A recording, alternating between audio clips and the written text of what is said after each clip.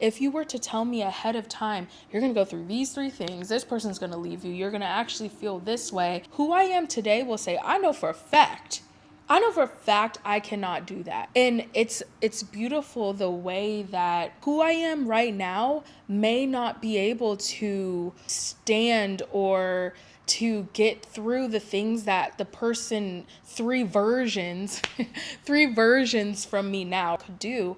But those 2 milestones in the middle, that's what's going to develop me to be that person.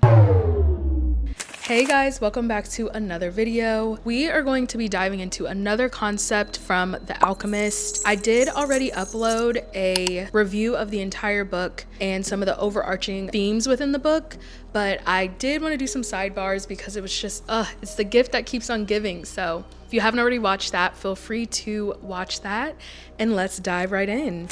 So this theme for The Alchemist has less to do with a specific instance, but more to do with the overarching message of the book. And the concept is, we do not see the entirety of our journey, of our personal legends, because if we knew the things that we would have to conquer, we probably would not do it.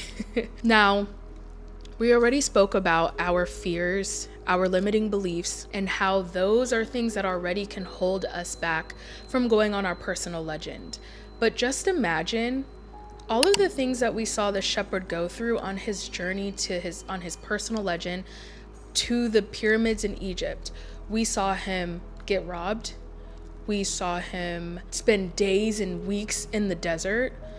We saw him be in war-torn lands. We have to think about the fact that we already have our own made-up fears. There are probably things that we will go through on our personal legend and in our journey to fulfilling our ultimate purpose on this earth that would completely terrorize us if we knew ahead of time.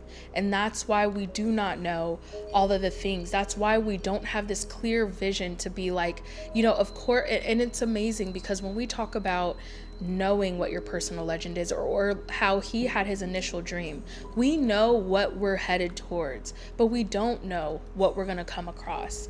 And there's a reason for this. As we go through things, I know I can speak for myself, and I'm sure you can relate in saying there are things that we've been through that we never thought we would get through.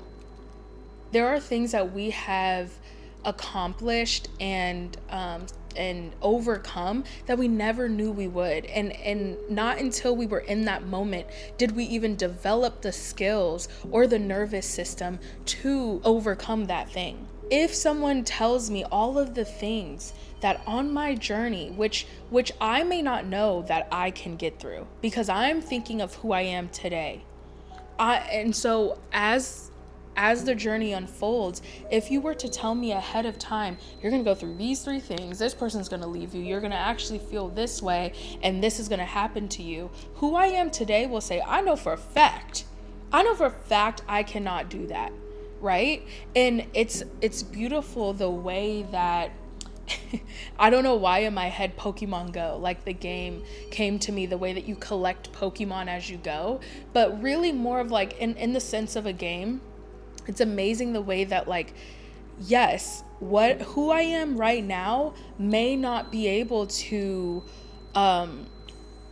stand or to get through the things that the person 3 versions from me now, right? 3 milestones from me now could do. But those 2 milestones in the middle, that's what's going to develop me to be that person.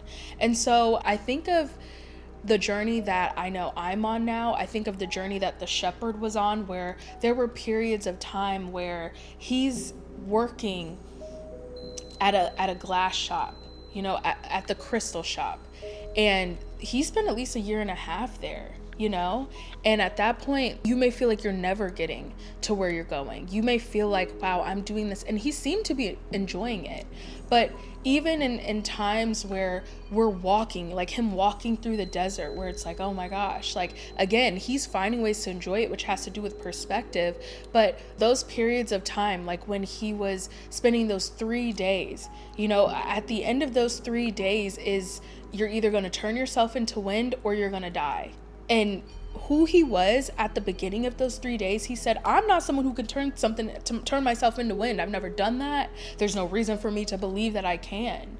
But over those 3 days, and I'm sure those 3 days felt very long. They felt very tiresome. He probably felt anxiety, probably felt like what a lot of us have felt when we are in that period of like not knowing how something's going to turn out, not even maybe having faith that we can do the thing that is happening on that third day.